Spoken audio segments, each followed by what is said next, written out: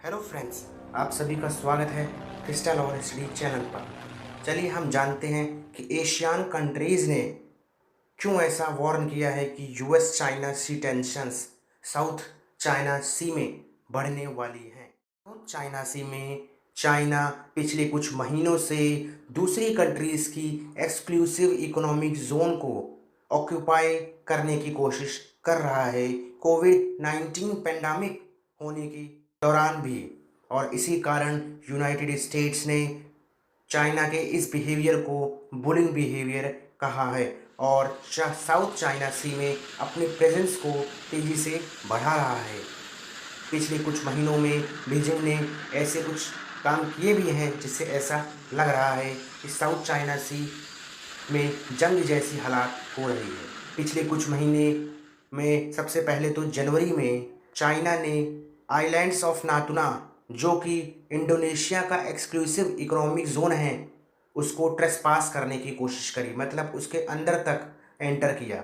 फिर अप्रैल में बीजिंग ने बिना किसी से सहमति के, बिना किसी से डिस्कशंस के उन डिस्प्यूटेड आइलैंड्स पर अपना नया एडमिनिस्ट्रेटिव डिस्ट्रिक्ट उसे घोषित कर दिया, जो कि वियतनाम और फिलीपींस भी क्लेम करते हैं। और फिर उसी महीने चाइनीज़ मैरीटाइम सर्विलेंस वेसल्स ने वियतनामीज़ फिशिंग बोट्स को साउथ चाइना सी में डुबा दिया। इन सभी कारणों की वजह से साउथ ईस्ट एशिया की सभी कंट्रीज़ ने, यानी एशियन कंट्रीज़ ने वार्न किया है कि US China conflict South China Sea में बढ़ने वाला है। दोस्तों, इन सभी चीज़ों को अलग रखते हुए भी चाइना जो 9 डैश लाइन को क्लेम करता है साउथ चाइना सी में, उसमें इंडोनेशिया के क्लेम्स भी हैं, मलेशिया के भी क्लेम्स हैं और ऐसी कई कंट्रीज़ हैं जिनके क्लेम्स उस 9 डैश लाइन में आते हैं। इसी कारण इंडोनेशिया ने कहा है कि जो चाइना का ये क्लेम है ये लैक करता है इंटरनेशनल लीगल बेसिस। दोस्तों, साउथ चाइना सी में परासल और स्प्राटिल्स ऐसे दो आइलैंड हैं जिन्हें बहुत सारी कंट्रीज़ क्लेम करती हैं।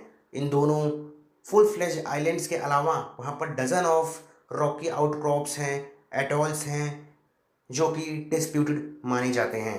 चलिए आज हम जानेंगे कि ऐसे कौन कौन से आइलैंड्स हैं जिनको कौन कौन सी कंट्रीज़ क्लेम करती हैं।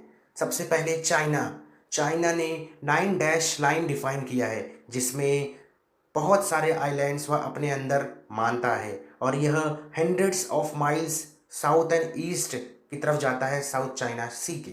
वियतनाम हमेशा से यह आर्ग्यू करते हुए आया है कि अगर चाइना ने 1940 से पहले उन आइलैंड्स पर अपनी सॉवरेंटी को क्लेम नहीं किया तो आज चाइना ऐसा क्यों कर रहा है।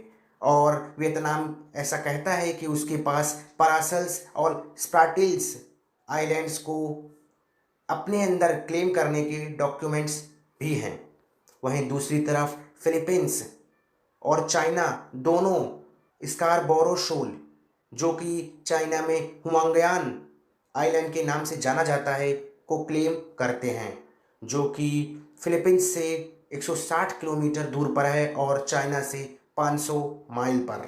वहीं पर मलेशिया और ब्रुनेई भी यह क्लेम करते हैं कि under the United Nations Convention on Law of the Sea, Malaysia और ब्रुनेई का इकोनॉमिक एक्सक्लूजन जोन भी उसी एरिया में फॉल करता है जहां पर चाइना अपना क्लेम दिखाता है। इन सभी कॉन्फ्लिक्ट्स को देखते हुए ऐसा लग रहा है कि South China Sea needs a solution that solves all the problems. अब देखो दोस्तों, एशियन कंट्रीज़ की इस ऑर्गेनाइजेशन पर भी सवाल उठ रहे हैं, क्योंकि एशियन यानी Association of South East Asian Nations की फॉर्मेशन ही हुई थी to resolve regional disputes through peaceful means. लेकिन पिछले कुछ सालों में एशियन की साउथ चाइना सी डिस्प्यूट्स के कारण उसकी इमेज पर बहुत बड़ा प्रभाव पड़ा है इंटरनेशनली, और यह दिख भी रहा है कि एशियन ऑर्गेनाइजेशन फेल कर रही है अपने इश्यूज़ को पीसफुली रिजॉल्व करने के लिए। और ऐसा कुछ करना ज़रूरी होगा एशियन कंट्रीज़ के लिए कि उसकी क्रेडिबिलिटी बनी रहे। थैंक यू दोस्तों, that's all for today. Thank you.